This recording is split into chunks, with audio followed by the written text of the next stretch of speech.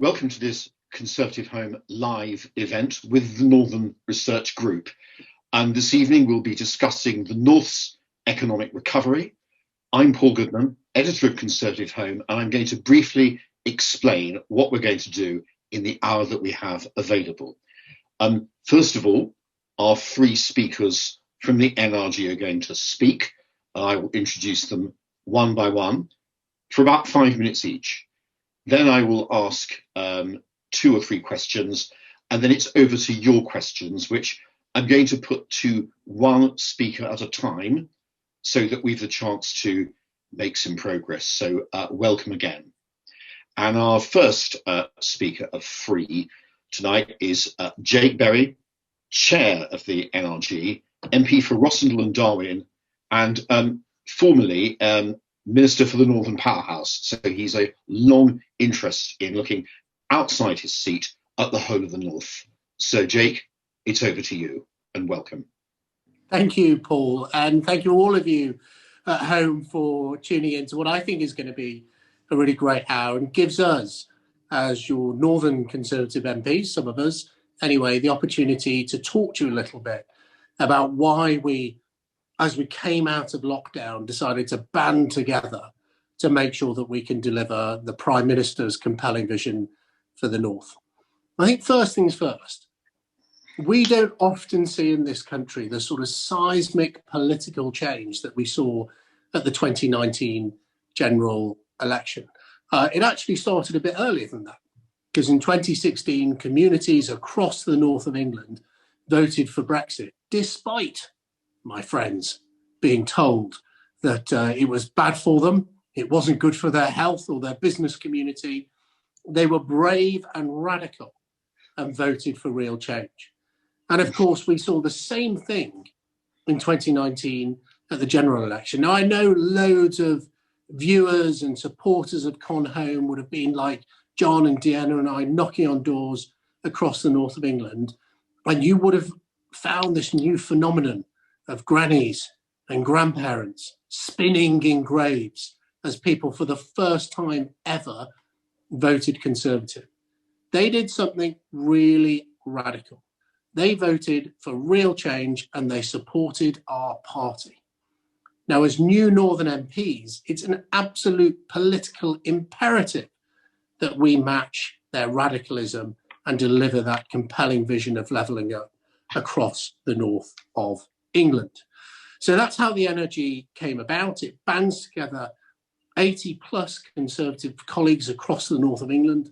We are the Prime Minister's majority, and we know not just that we work for the Conservative Party and for our local associations, but we work for the people who sent us here to Parliament, who are impatient for real change. We want to come forward with a radical agenda supporting the Prime Minister's vision to make sure that the type of change we see across the north of England between now and the next general election is as significant as the change we saw driven by Margaret Thatcher in the very early 1980s. We have a majority of 80. We know because we are the majority of 80, and we want to use it to make sure that we can deliver better, more highly paid jobs for people across the north of England, turn the north from a net drain on the exchequer to a net contributor. And we can do that. By working together, we can deliver that vision. It's a huge privilege as the NRG to get to work with bright new stars as new members of Parliament and slightly older and wizened members of Parliament like me and John, coming together to use our collective power, our collective muscle, our collective lobbying force to make sure that we can get what we want for the north of England and deliver for the people who voted for us. And I'll end with this. The Northern Research Group isn't about one MP. It isn't even about speaking up for individual MPs' constituencies. I don't need any help speaking up for Rossendale and Darwen. That's my job. Deanna doesn't need any help speaking up for Bishop Auckland. That's her job. John doesn't need us to do it for Carlisle.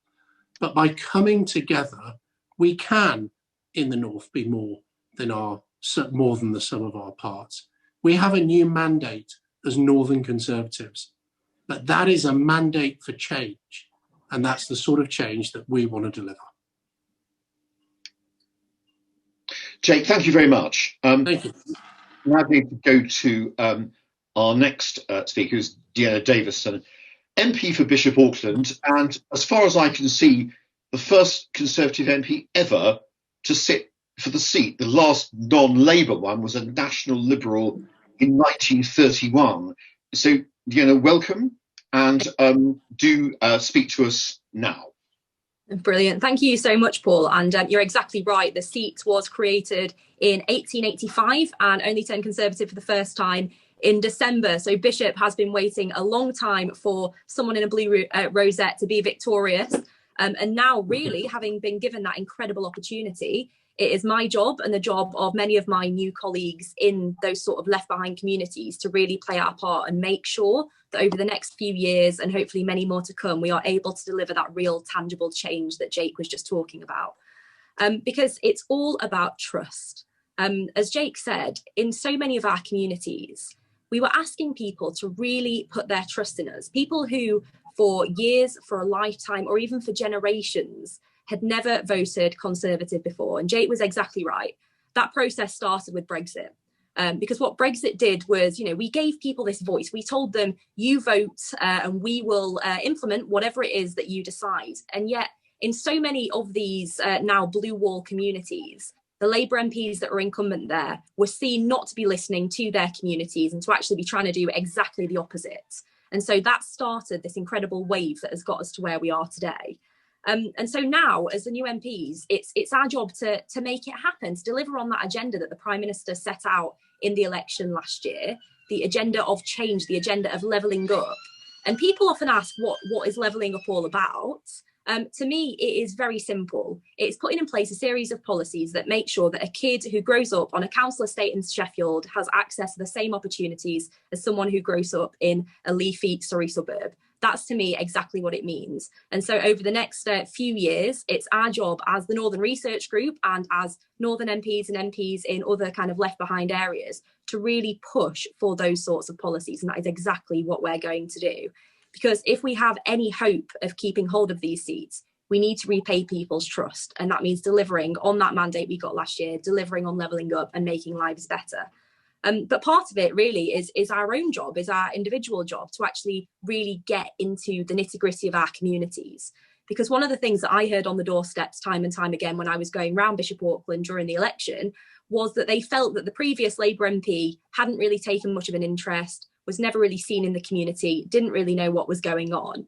And I think a lot of my newer colleagues elected in December heard exactly the same going around their areas. And so it's our job to be those community leaders, to really be out there leading the charge, learning about those local issues, acting on those local issues, to deliver local changes, but as well through groups like the NRG to actually feed into those big national changes that will also make the lives better of people in communities like mine.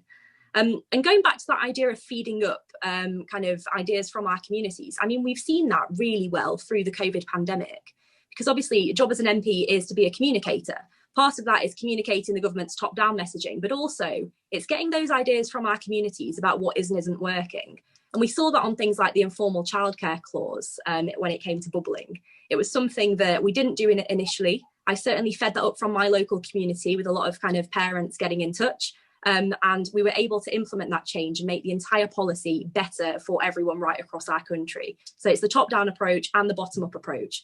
And we as the Northern MPs, we need to be loud. We need to get our voice heard because there are so many of us, which means there are so many people counting on us to do the right thing and to deliver on this agenda. Because frankly, in my view, what's good for the North is good for the entire country. And I'll end on that point. Yeah, thank you very much. Which brings me to our final speaker, who is John Stevenson, MP for Carlisle, who's reminded me earlier he first wrote for our site 2010. Seems a long time ago now. John, welcome, and do speak to us. Thank you very much, Paul, and good evening, everyone. I want to talk about winning in the North, which is so important to us politically. I'd like to cast your minds back to 2010 and the election then, when we didn't actually get a majority. When we arrived in Westminster, there was speculation that there would be another election very shortly thereafter. But a group of us got together and decided to set up a group, and it was called the 40 most marginal seats.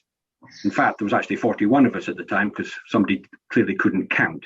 But nevertheless, we set up the 40 as the most marginal seats with an ambition to make sure that we were re-elected. It's probably the one group of MPs that nobody actually wanted to be a member of.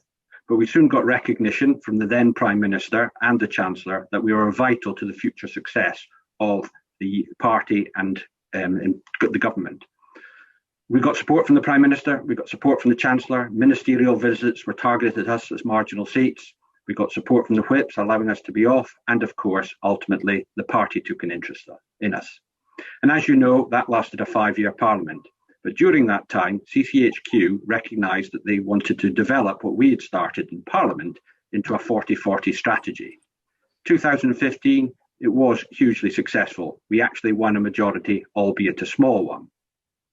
But if you actually analyse that result, we actually lost seats in the north of England. We lost 4. In 2017, we lost further seats in the north. We hadn't actually performed as well as we should have in the north.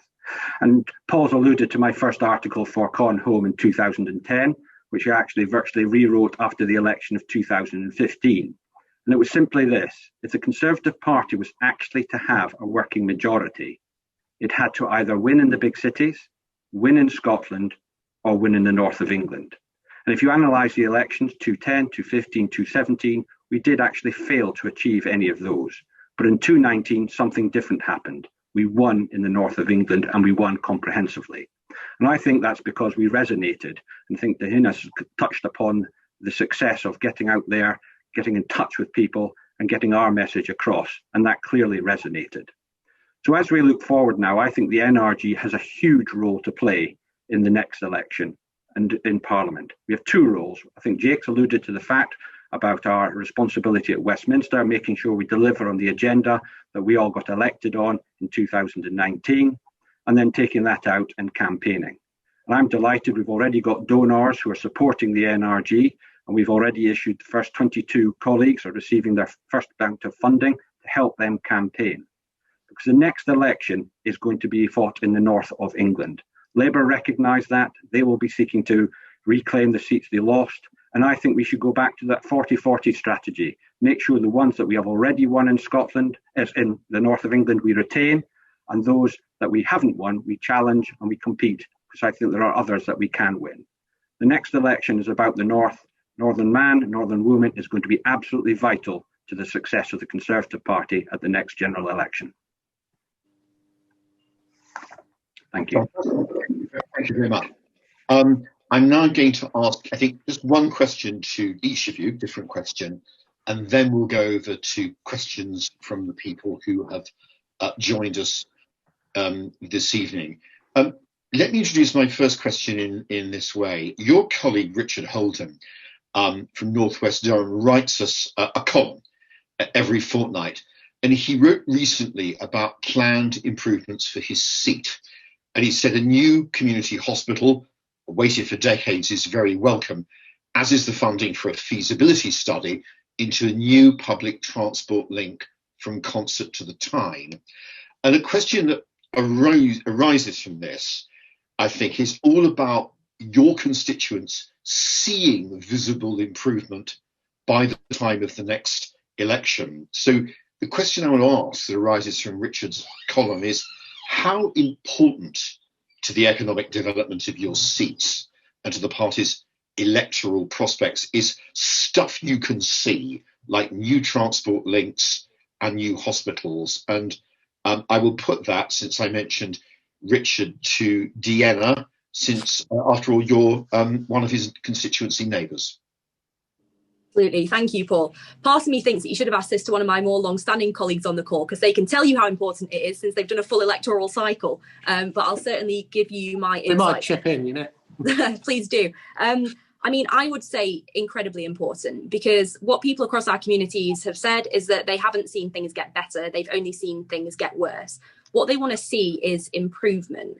And that means tangible change. You know, we could put in place some brilliant policy things, But if they aren't seeing something actually change in their town, on their doorstep, they aren't seeing shovels in grounds, in some ways, it kind of may as well be for nothing. You know, across the north, we're very literal people. We like things that we can see and touch. They're the sort of things that we can picture. And so I think shovels in ground is a really, really important thing. But also putting in place kind of projects that we know are going to be completed by the time of the election as well.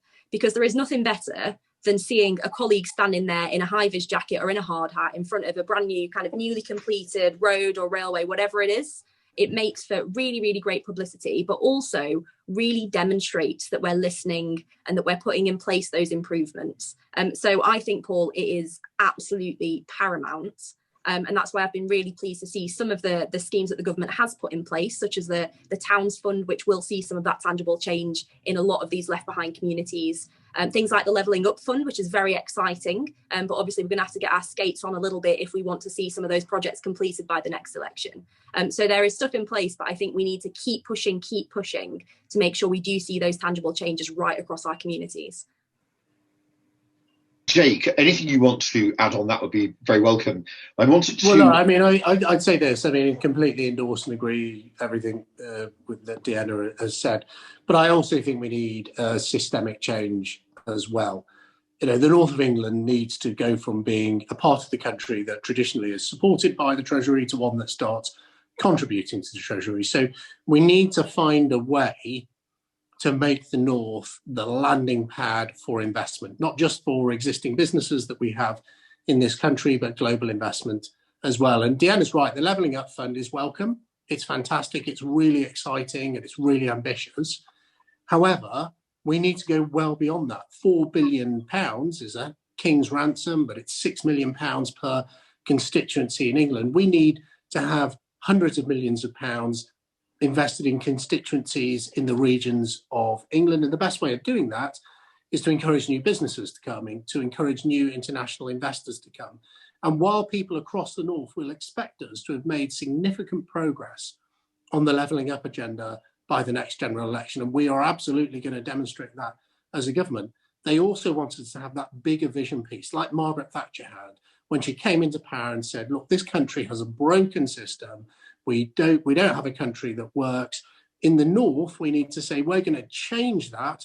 We're going to make the north a fantastic place, the best place in the world to open and start a business in, you know, global Britain, absolutely at its heart, with new industries, green collar jobs, highly secure, highly paid jobs across the north of England.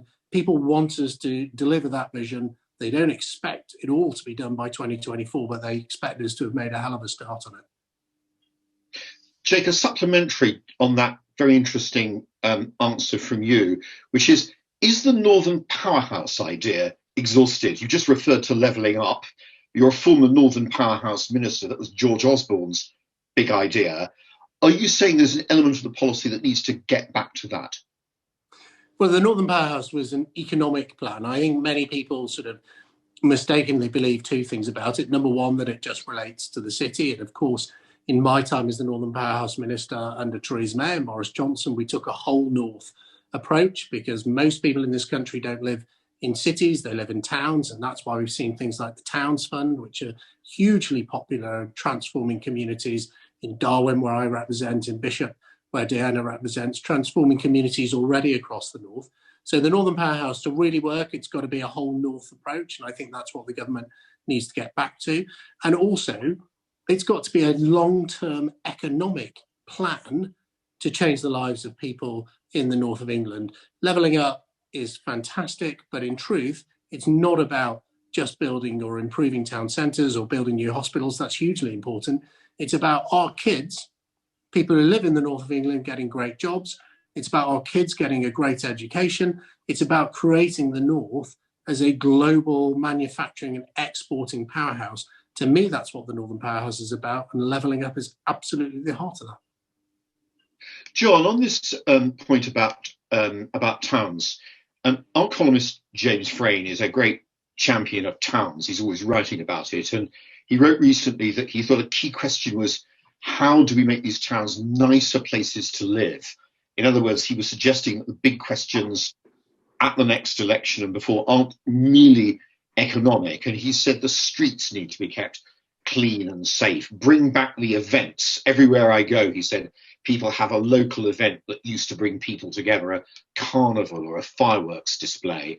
Some transport takes decades to deliver, but regular, inexpensive buses don't. Restore a local market day, all that.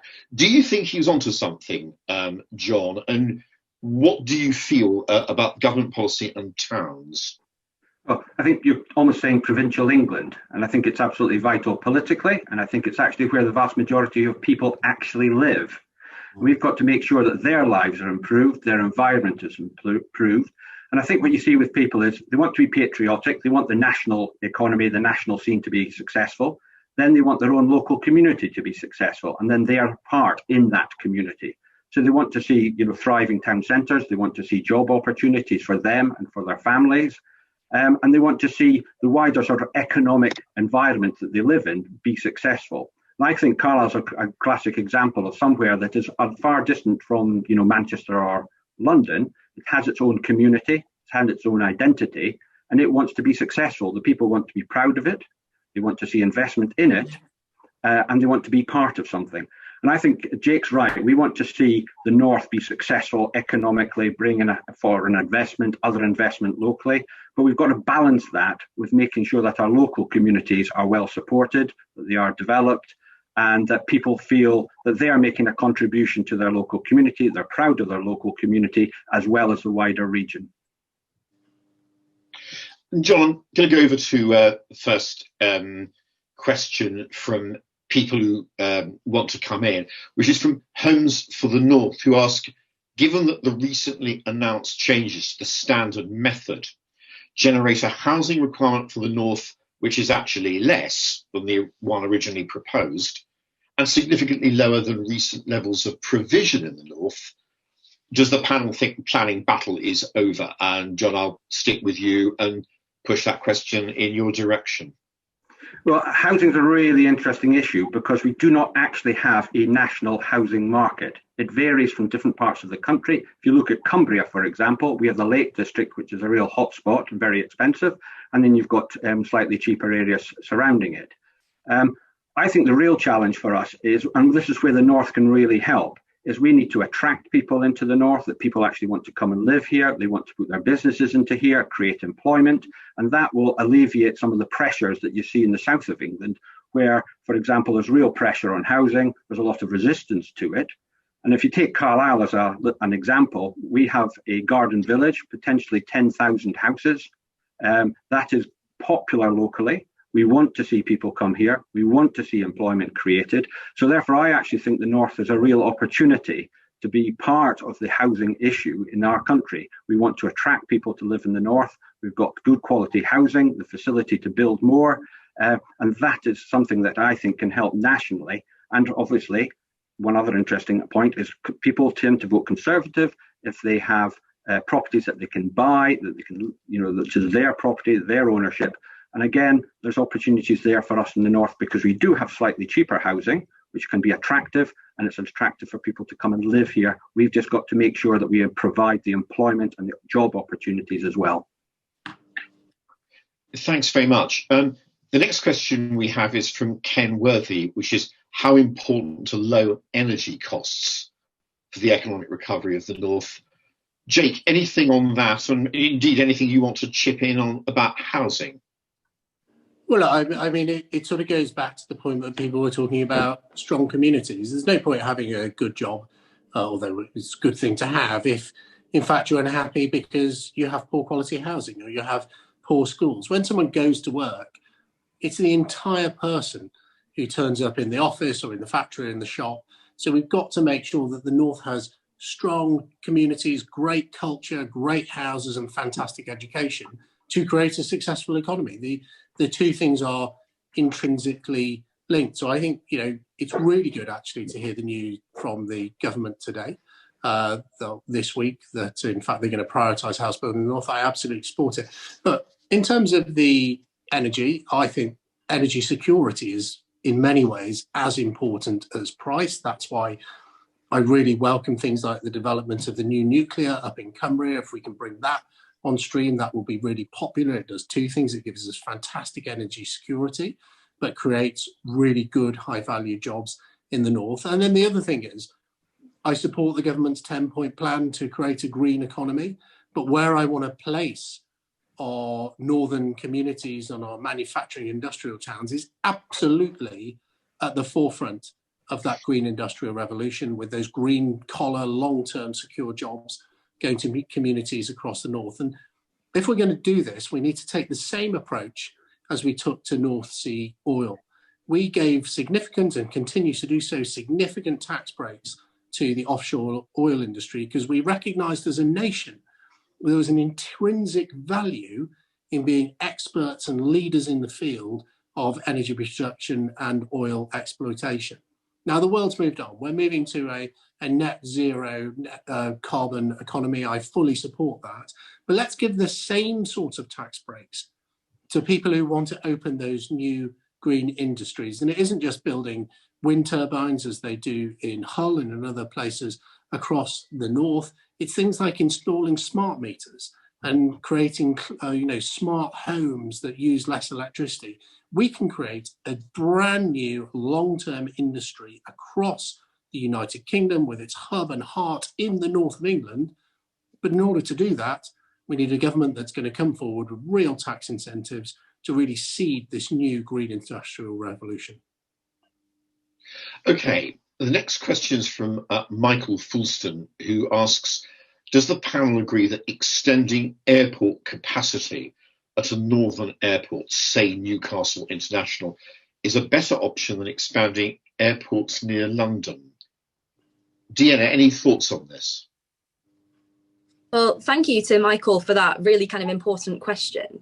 Obviously, I'm hugely supportive. We saw Ben Houchen, the Tees Valley Mayor, promise in his election campaign to buy Tees Valley Airport and bring it back into commercial use, and he's successfully done that. And there are now commercial routes available to London City and to London Heathrow, which are absolutely fantastic and make that regional connectivity so much easier, which then open up further opportunities for people on those connecting flights. Whether I'd say it's better the London expansion, I'm not necessarily sure that it has to be an either or. What I'd like to see is actually both, but certainly I would like to see that little bit more emphasis on our regional airports. Not least for that connectivity point I just made, but also for the local employment opportunities that it provides for those communities around the airports. John, anything you want to say about green jobs, or Jake on airports for that matter? Do feel free to come in now. Well, on airports, I think it doesn't need to be either or. It can be both. And Carlisle, interestingly enough, has a very small airport which opened about a year ago. Jake actually came up to open it. But I think they're important for the regions because it's about connectivity for those regions, but it's also about economic development for the regions. And airports can often be very important hubs for economic development, bringing in different businesses into them and complementing the actual airport facility that is there. That's what we're trying to achieve at the Carlisle Airport, and that's what we want to see happen in other regional airports. But I don't see it as an either-or scenario. Quite clearly, we want economic development both down in the south of England as well as in the north. I think, Paul, that's a really important point that John makes. It was the North succeeding, and Dehenna made it first. What's good for the North is good for the entire country. It's not an either-or. As a group of MPs, we are one nation Conservatives. We don't want to drag down any part of our United Kingdom. We want to lift up the area we represent. But it is factually correct to say that when you open up new airport capacity, it leads to business growth. There's a brilliant report called China 1 Year On, which looks at the new routes opening between Manchester Airport and mainland China. In 1 year, that saw a 200% plus increase in exports from the Northwest to China. So in fact, part of creating these new jobs and these new industries across the north of England has to be connectivity and international connectivity. And it's not just about London Heathrow. We have regionally and nationally significant airports like Manchester, but also our more local airports like Carlisle, like the Tees Valley, like other airports across the north of England can play their part as we go forward with that hub and spoke approach. bringing international business people to the north of England. Next question's from David Kerfer, who asks, how will the government ensure rural and coastal areas get a fair share of the funding to level up, given that cities take priority? I mean, Jake, I'll come back to you because you will have thought a lot about funding, both in terms of what you do now and before when you were a minister. So I was involved in the setting up of the Towns Fund, which I just think actually is a brilliant fund. Now, let's look at it in context. Why I was so excited about doing that, it was originally put forward by Theresa May, was because her government, the Conservative government, was the first government for decades to properly engage and look at our towns and say, what can we do to help people in towns rather than just focusing on cities. The reason governments focus on cities is because they have, great pockets of deprivation. They're at a scale that the government feels it can really engage with. But if we want to be a good government that levels up and transforms communities, we have to be engaging with our towns, with our coastal communities, with our rural areas. And the fact that they are smaller, the fact that they need smaller amounts of money, more intensive management in terms of making sure that money is well spent, shouldn't put us off. Where we've really, I think, got to focus in the years ahead, of course, is on infrastructure. And by that, I mean digital as well as physical infrastructure. At the moment, the government can borrow on a negative interest rate once inflation is taken into account. Now, as a Conservative, I'm completely relaxed about taking on new debt if it's debt for the purpose of investment. So what I would like to see is the government use those record low gilt rates, which means that we actually get money on a negative basis and invest in digital infrastructure, particularly in our rural communities. I personally think the market can deal with cities and towns in terms of making sure that they have connectivity. There is a role for the government to make sure in those harder to reach places that they get that fibre broadband or that mobile broadband that they really, really need. And if this pandemic has taught us anything, it's taught us all how much this new modern economy here in the United Kingdom relies on us being able to communicate with each other and get on the internet and do business. And that's why it needs to be a top priority for the government. And I would welcome more borrowing to invest in this sort of digital infrastructure. And Deanna, just on that point about rural areas, given that Bishop Auckland is a substantially rural seat in parts, what are your thoughts on that and a fair share of the funding? It's a really, really important point. I think people tend to think of the blue wall and think of more kind of urban areas, but actually, when you look across the expanse of seats, there are many that are very mixed. So mine, for example, I've got 4 towns and I believe 73 different villages and hamlets. It's hugely rural, particularly in the west of my constituency. So certainly you have to be abreast of kind of both sets of issues, both those faced in the more urban areas, the kind of post-industrial areas, and those in the more rural kind of farming communities. I think it is really important, but I think Jake really hit the nail on the head there with his point about digital infrastructure, which is so key and is probably the top of my inbox from those rural communities. And I know that there's some decent schemes in place at the moment to try and help roll out that broadband in some of those harder to reach areas, but I really do think we need to be going further. I hosted a roundtable recently for MPs across Yorkshire and the North East. And we had BT, Openreach and Virgin Media and maybe a few others on the call, basically to talk through some of the kind of very small policy changes that government could put in place to really speed up the rollout of that broadband and that fibre broadband. So it's sort of little things like that I'd like to see, which can include some changes under MHCLG and some Treasury changes as well. So I think part of it is making sure that we have really comprehensive strategies to tackle some of these issues rather than allocating them just to one department to try and deal with. Sometimes we need to recognise that the solutions don't always fit neatly into a box like that, and we need some sort of cross-governmental strategy to try and get some of those improvements in place. I'll move on to the next question, which actually does link up to something that's happened today, where Liz Truss has made a speech about equalities, in which she said that the government equalities hub, I think, would move north. And this links to the question from Dennis Fairley, which is, a kind of Dominic Cummings era question, which was about this suggestion that the House of Lords should be recited, say, to York. And that fits in with this theme that we hear a lot of from the government of moving stuff out of London and up north. Now, John, I know that York isn't exactly next door to Carlisle, but what do you think about moving the Lords up north and indeed moving bits of government up north? Well, my first point about the House of Lords, I actually think it needs reformed. I think it would be better to actually reform it. I was disappointed when we didn't achieve that in the first Parliament. I think there should be an opportunity to revisit that and reform the House of Lords. I think that would be my priority rather than actually moving it. And the reality is, it is not likely to move anywhere other than where it is now.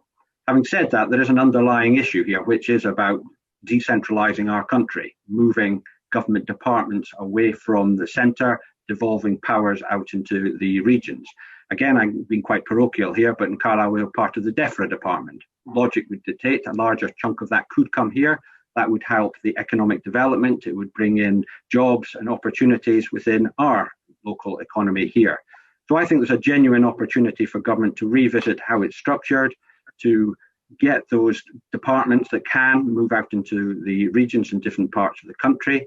You're going to see that with part of Treasury, because I think the Treasury is going to move up to the part of the northeast, which is very welcome. We've got to take the opportunities that come with that.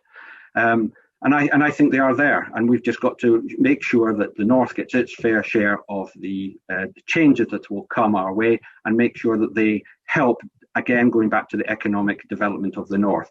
The only thing I would say, though, is I think we've got to be careful that government can't do everything.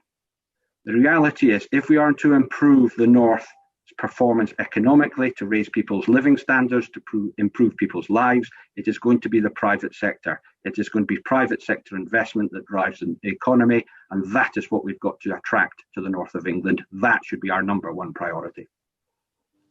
Jake, anything on moving government stuff up north? Well, I don't want the civil servants in the north. I want the power. I don't want 300 civil servants to move to the north of England for the decision to still be made in Westminster. I think we should be taking powers rather than departments. I would like to see them repatriated in the way that we've seen with devolution in many parts of the north of England. I mean, I would welcome the House of Lords. I'm more than happy for them to come to Rosendale and Darwin. I'm sure we'd have 3 bids from 3 constituencies here. But I agree with John. I don't think it's going to happen anytime soon. Look, if we want to fundamentally drive the North's economy, we can no longer have decisions made by Treasury civil servants about where money should be spent in the north of England, whether those civil servants are based in the northeast or whether they're based in Whitehall. The decisions need to be made at a more local level. And some of the really interesting polling that has come out of this pandemic, there's been a lot of information coming out in the last few weeks, is that desire of people to take back control of their lives, to have real agency over what happens in their local community. And as long, frankly, as you have many, many decisions about education, about spending, about transport infrastructure made remotely from those communities, they're not going to get that real agency that they're seeking. Next question is from Helen Pierce. She's actually addressed it directly to Jake, but it's relevant to all of you. And she asks, do you think it would be better for the Levelling Up Fund to be administered by local authorities rather than from Whitehall by civil servants who've probably never been to the constituency you represent? Well, I think that might be Helen Pidd, the Guardian journalist, the northern correspondent of the Guardian, who I think has written extensively about this. So hello, Helen. Look, the Levelling Up Fund is really welcome. I think Rishi did a really clever thing when he said that MPs and councils have to drive this and guide these projects. So while ultimately the decision may be made about things, whether they're good value or not, may be made in Whitehall, the local community champions, the council leader and the member of parliament, will be the ones having their say on where this money should be spent. I think that's about the right sort of balance. People will have different views. People might think that it should all be given to local authorities. But as long as it's the community and their representatives that is saying where it should go. I'm relatively relaxed about the Treasury being in charge of when they give it out. But Deanna and John, anything on the Levelling Up Fund? I tend to agree with Jake. I thought the initiative about getting MPs involved, I thought was a very good one, because MPs are very much in tune with their local community. They know the issues that there are there, and they can liaise with both central government and also the local authority, and therefore hopefully get the best out of any funding that is available. You saw that with the Towns Fund. I was actively involved with mine. It was involved the local authority and other community leaders, which I think is a good approach, because then I think you do come to a better decision. I recognise that civil servants in London will not necessarily know the issues of our locality, so therefore there has to be a high level of local decision making when it comes to this. But I also recognise central government does have to make sure we are getting value for money, and if therefore they're there as a check on what is happening is not necessarily a bad thing. But I do think that just making the decisions locally, involving everybody, creating that leadership is absolutely vital. Next obvious question, I think we ought to ask it given where we are with the talks. What difference will it make, in your view, really, any of the three of you, if there's a deal or if there's a no deal Brexit? Deanna? Well, obviously we are pursuing a deal. I think a deal would be the kind of the smoothest outcome for that initial transition. But the point is, I mean, the key point is that we have this incredible opportunity, whether we leave the EU with a deal or without. We have an opportunity to really reframe our role in the world and how we approach our global partners. It can be a huge opportunity for economic growth in Britain, and that means economic growth in our communities. One of the things that I'm most excited about coming from Brexit, and we're seeing it already from the Department for International Trade, is a real chance for us to embrace trade with a lot more of our global friends, not just our immediate neighbours in Europe. And with those trade deals, with kind of improved access to other markets, that also means improved access to our markets for other nations. It's such a huge opportunity. I think of small businesses in my constituency like Equus Leather, who I visited actually with Liz Truss, God, I can't remember when now, maybe about a year ago, who said that having some kind of agreements with other nations that reduce the customs administration for them would save them so much time, their profit margins would shoot through the roof. This is a sort of thing that we can really be pursuing once we've left the EU, whether we leave with a deal or without a deal. So to me, my preference would be for us to get a deal. Certainly, I know all our negotiation teams have been working absolutely flat out to try and get that done. But for me, it's about thinking much more long term about what benefits we're going to get from Brexit. And that means embracing that free trade agenda and all of those opportunities that brings to our constituents and to our local businesses. John, you were talking at the beginning about winning and holding seats, taking us all the way back to 2010 and your first piece for us. What impact do you think no deal would make on the mood of your constituents? I'm not sure it matters now, to be perfectly honest. I actually think if we get a deal, we'll then enter into further negotiations with the European Union about the future and improve that deal and change it as we go forward. If we don't get a deal, I suspect we'll still negotiate with the European Union come next year. So I think people are less concerned about it now. I think there's a greater acceptance that we're moving into a different place, and that does create its opportunities. And I think people in the north of England emphatically did vote for Brexit. I think we've got to recognise that that was one of the key factors at the last election. And I still think it will be something that is relevant to the next election as well. But I think I think they've got to now see that there are opportunities, that we can actually change the dynamics of our economy in the north of England. That I think there'll be manufacturing coming back to the United Kingdom. There'll be import substitution. There'll be new markets to take an opportunity with. And we will still trade with the European Union. People sometimes get very excited that our trade with Europe will end. It won't. We will be continuing to trade with our partners, and we'll be continuing to discuss our arrangements with them in the future. So I've become far more relaxed about it, and I suspect many of our voters will also be doing exactly the same. They are realistic. They understand what is happening, and I just think they've got to look towards the opportunities that will come our way. Okay, talking of names we recognise, we have a question from Andrew Green, which is all three MPs have stressed the need to deliver on their constituents' concerns. Delta poll last summer found 72% of those in the red wall, which you like to call the blue wall now, red wall seats supported strict controls on immigration. Will they press for progress on this front? That looks to me like Lord Green of Migration Watch. Jake, immigration. Well, we've got a stellar audience of journalists and members of the House of Lords this evening. Look, I sort of, when I really base my views on immigration on experience and talking to my constituents. Look, I think people intrinsically want us to have a fair immigration system that sees the most talented from around the world welcome to this country in a way that they always have been, but doesn't enable people to come here and not contribute to the UK's economy.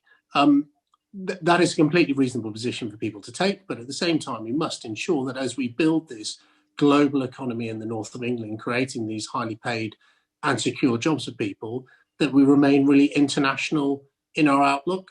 I don't think those two things are mutually exclusive. I don't want to live in a country which has zero immigration or emigration for that matter. But I do want to live in a country where people who come here pay their fair share, contribute to the economy, and if they're going to do that, you're welcome. And you're welcome to come and live in Rosendale and Darwin and contribute and pay your taxes towards our NHS and our brilliant schools. Immigration, Deanna, any views? Yeah, I mean, I'd pretty much follow much of what Jake said. I think, talking to a lot of my constituents, it's a view that what we really want is an immigration system that means that, as Jake said, people who are going to come to our country are going to really play an intrinsic part in that by kind of working and contributing towards our economy and also towards our society. And looking at kind of the system that we had as we were part of the EU, to a lot of people, it kind of didn't seem fair that someone from Canada or India who had incredibly high skills, maybe they were a surgeon, a doctor, or something along those lines, actually had a harder time getting to our country than someone from the EU who perhaps was more low skilled. Now, we also need to be careful we don't get drawn too much into that high skill kind of versus low skill argument, because the beauty of our new kind of immigration points-based system means it's not necessarily just about the kind of really highly skilled, but also about the needs of our economy. So, for example, if we are really light on social care workers, our immigration system would allow us the flexibility to increase the points for those who have social care experience to actually come over here. So it means we can have a much more kind of flexible system to really plug gaps in our workforce. And really, I think it's going to be a much better, much fairer system, which actually encourages that kind of key conservative attitude that no matter where you come from, no matter who you are, if you've got the skills, you've got the talent, and you're willing to work hard, you are more than welcome, and we support you. Next question from Martin Bate. How will the NRG revitalise and galvanise manufacturing industry across the north? John? I think that's the exciting challenge that we have going forward. I think we do have to revitalise our manufacturing sector, and I think government actually has to have some proactive policies to actually achieve that. Just outside Carlisle, I have a Pirelli plant and a Nestle plant. They employ between them 1,200 people, well-paid, highly paid jobs, exporting out of this country, creating a benefit to our national economy as well as the local economy. That was a direct consequence of policies that government have followed in the past. Now, I'm not saying we would necessarily revert back to that, but I do think the government actually has to look for a proactive policy that incentivises investment and incentivises manufacturers to come to this country, or indeed expand what they've already got in this country. And I think the North is well placed for that. Traditionally, we have been an area of manufacturing, and I see absolutely no reason why there shouldn't be a renaissance in manufacturing. We should always remember we are still a major manufacturing country. I mean, 10% of our economy is manufacturing. We are still one of the larger manufacturing countries in the world. But I just think we've now got an opportunity to rebuild that and expand that. And that would be very good for our balance of trade, great for creating jobs. And we've got to make sure we've got the skills to deliver that at the same time. But I think it's going to involve a proactive policy by government to achieve that. Well, I'm going to jump in there. I'm going to share a secret with you. I am a bit of a factory geek. In fact, I love factories so much I have visited some as a tourist.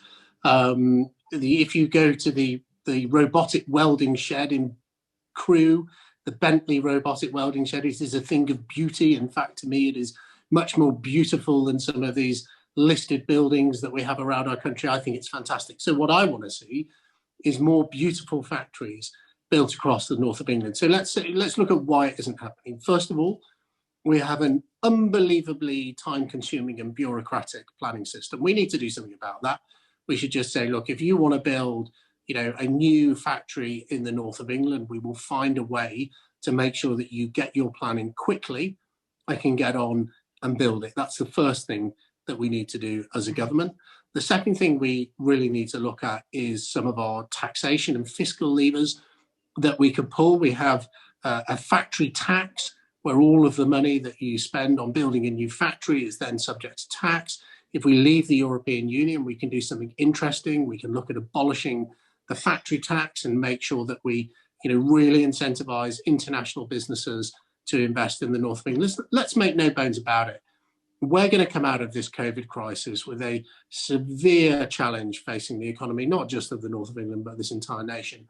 One of the fastest ways of growing out of this COVID crisis is to bring international investment into the north of England. So let's set the fiscal framework that will create the north of England as a landing pad for global capital and global equity, as well as encouraging our existing businesses to massively invest and level up the productivity problem that we have across this entire nation. We can do that. Outside the European Union, as global Britain, we can absolutely do that. But we have to have the ambition and the radicalism to say we are going to be the government that is going to not talk about this, but change this. So I think a real sign of success if we see more beautiful factories being built across the north of England with highly paid, secure jobs, with apprenticeships and training at their heart. To me, that is when we really will start to level up the north. We can't do it from where we are today. We have to have ambition and radicalism at our heart to make sure we deliver it. Jake, thanks for coming in on that. Your enthusiasm shone through. I have a question here from someone called Michael Ashcroft, no idea who that is, asking, are you going to form a fundraising initiative for the northern seats along the lines of My Marginal Seats Fund for the 2010 election? Jake? And we would be delighted to welcome to be part of that. And if he wants to have a conversation with us straight after this, we would be delighted to have that. We've already started doing that, and I think I alluded to that in my initial comments, that 22 of our colleagues are already receiving some funding to help them campaigning. It's absolutely vital. I go back to the 40-40 strategy where we were supporting the marginal seats and the target seats. It does need funding, it does need donors. We've got to make sure we're properly funded so that we can fight the next election from a very sound base. And interestingly enough, campaigning starts now. There's no point in going 6 months out from a general election. You've got to campaign right through the next 2 or 3 years leading up to the election to make sure you're in the best possible shape and best possible place. That involves cash, put it bluntly. So I very look forward to that conversation. And to let Michael into a bit of a secret, Lord Ashcroft, John and I, when we were discussing about trying to find a way to support colleagues, brilliant new colleagues and existing colleagues across the north, I think both of us look back in our emails, in the sort of 2006 onwards, to find the emails from Michael Ashcroft, where he sent us forms that we filled in to apply for his cash. I think we've probably stolen a couple of his application forms. So we'd very, very much, we're aping what he did. We know it succeeds, and we'd welcome anyone who's watching our proceedings tonight who wants to directly contribute to campaigning on the ground. We are not paying association gas bills or wage bills, as important as that is. But if you want to really make the difference and pay for a leaflet on the street of Bishop Auckland, then get in touch with us, because we'd love to talk to you. Quick one for Deanna from Andrew Allison, who says, I declare an interest, she's a friend. She had a local manifesto on which she will be judged. If the Conservative Party is to retain these newly won seats and win others, how important is the clear statement and following through what a candidate's local priorities are? Thank you, Andrew, and hello. We must catch up at some point when COVID allows. I think it's really important because, you know, people, as I said, want to see that real sort of tangible change in their communities. And I went in with my 5-point plan, talking about 5 key things that I really wanted to work on. 5 key things, I should add, that the local community had told me they really wanted to see change.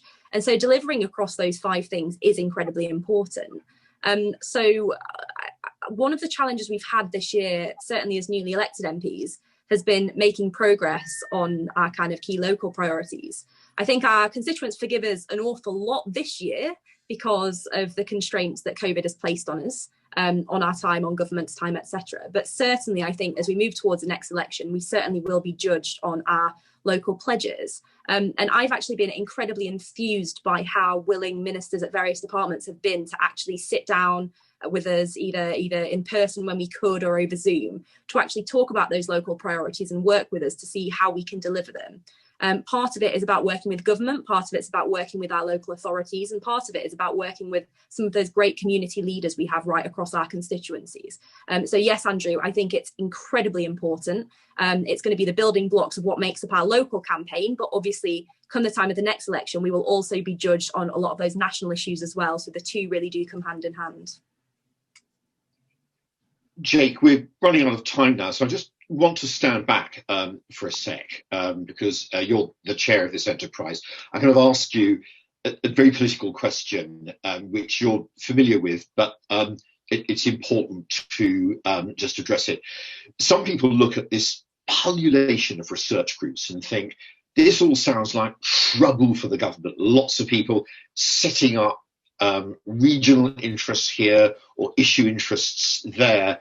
Your contention is that far from being a source of trouble for the government, your group is actually a big source of support. So I want to say you should say something about that as we look ahead to the next few years and the election that will come.